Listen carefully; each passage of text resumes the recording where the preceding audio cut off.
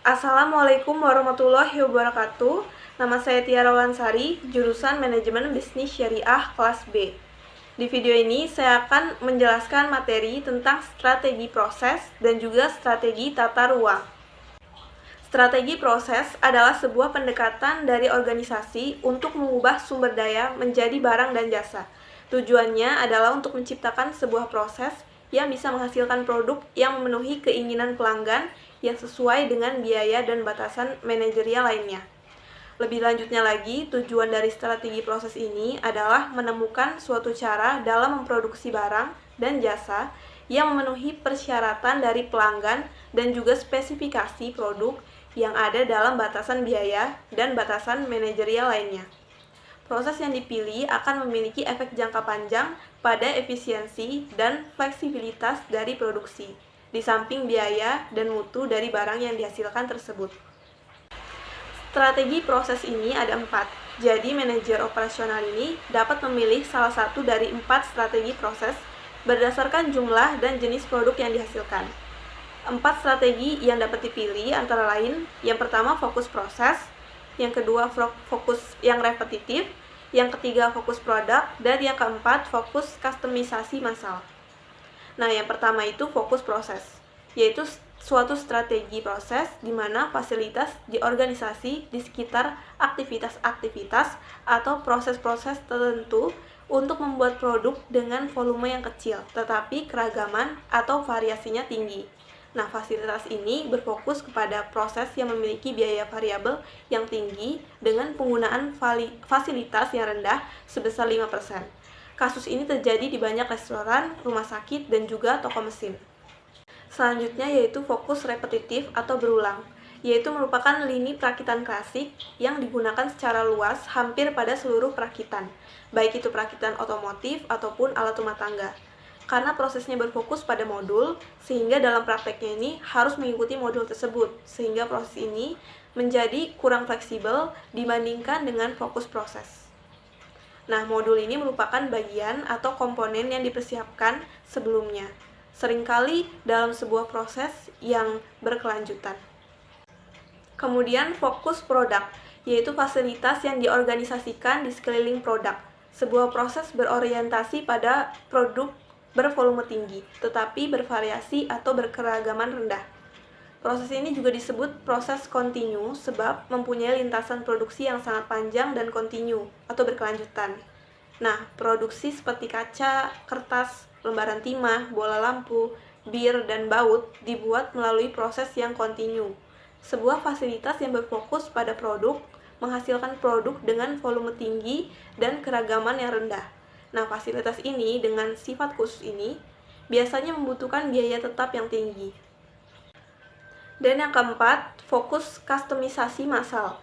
Kustomisasi massal ini merupakan pembuatan produk dan jasa yang dapat memenuhi keinginan pelanggan yang semakin unik secara cepat dan murah.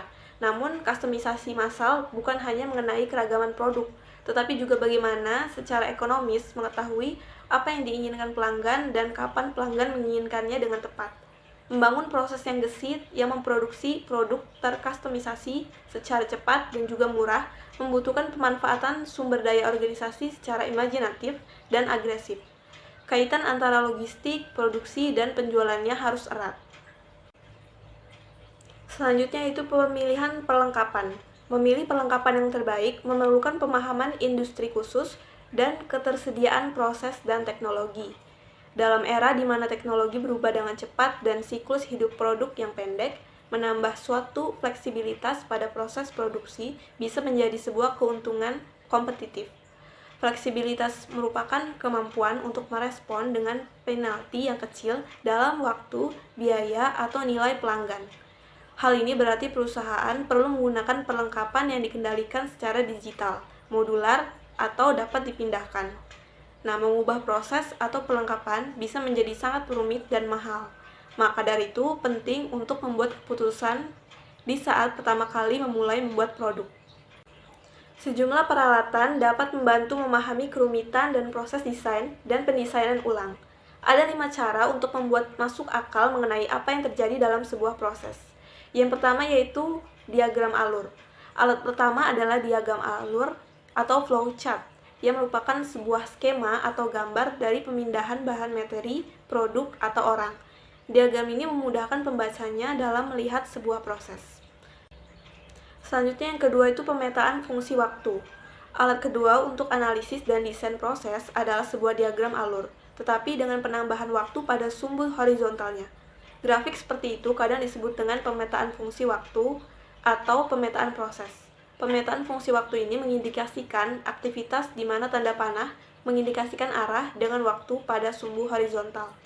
Jenis analisis ini memungkinkan pengguna untuk mengidentifikasi dan mengeliminasi hal-hal yang tidak diperlukan seperti langkah tambahan, duplikat, dan juga penundaan.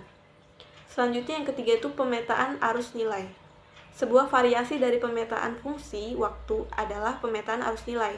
Namun, pemetaan arus nilai ini perlu untuk melihat secara luas di mana nilai ditambahkan dan tidak ditambahkan dalam keseluruhan proses produksi, termasuk rantai pasokan.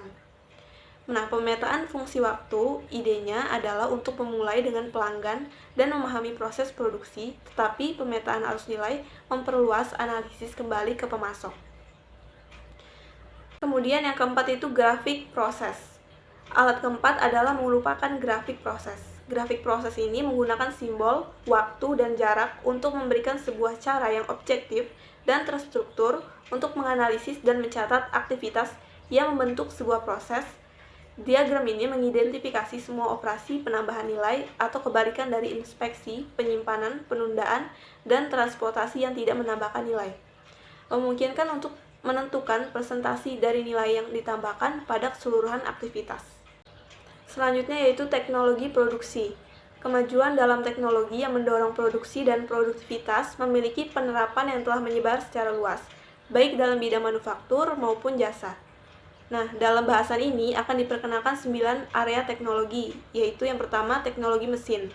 Kemudian yang kedua itu sistem identifikasi otomatis dan RFID. Kemudian yang ketiga kendali proses. 4 sistem penglihatan. Kelima robot. Keenam itu sistem penyimpanan dan perbaikan otomatis atau ASRS. Yang ketujuh kendaraan yang dipandu secara otomatis atau AGV. Dan yang ke-8 sistem manufaktur yang fleksibel atau FMSS. Dan yang terakhir itu yang ke-9 manufaktur terintegrasi komputer atau CIM. Baiklah, materi selanjutnya yaitu strategi tata ruang. Strategi tata ruang ini adalah suatu keputusan penting yang menentukan efisiensi operasi secara jangka panjang. Tata letak memiliki banyak dampak strategis karena tata letak menentukan daya saing perusahaan dalam hal kapasitas, proses, fleksibilitas, biaya, kualitas lingkungan kerja, kontak dengan pelanggan, dan cita perusahaan. Tata letak yang efektif akan dapat menunjang pelaksanaan strategi bisnis yang telah ditetapkan perusahaan, apakah diferensiasi, low cost, atau respon yang cepat. Manfaat dari strategi tata ruang ini adalah utilisasi ruang, peralatan, dan sumber daya manusia yang lebih tinggi, meningkatkan aliran informasi, barang dan manusia, modal karyawan yang lebih baik, juga kondisi lingkungan kerja yang lebih aman, interaksi dengan pelanggan atau klien yang lebih baik, dan fleksibilitas. Selanjutnya itu cross-docking. Cross-docking ini adalah menghindari penempatan material atau barang-barang dalam gudang dengan langsung memprosesnya saat diterima. Artinya bahan dipindahkan langsung dari penerima untuk pengiriman dan tidak ditempatkan dalam penyimpanan di gudang. Selanjutnya ada yang namanya customizing. Gudang dapat menjadi tempat di mana nilai produk ditambahkan melalui customisasi. Customisasi gudang biasanya merupakan cara yang baik dalam menghasilkan keunggulan bersaing pada pasar di mana terdapat perubahan produknya terjadi sangat cepat.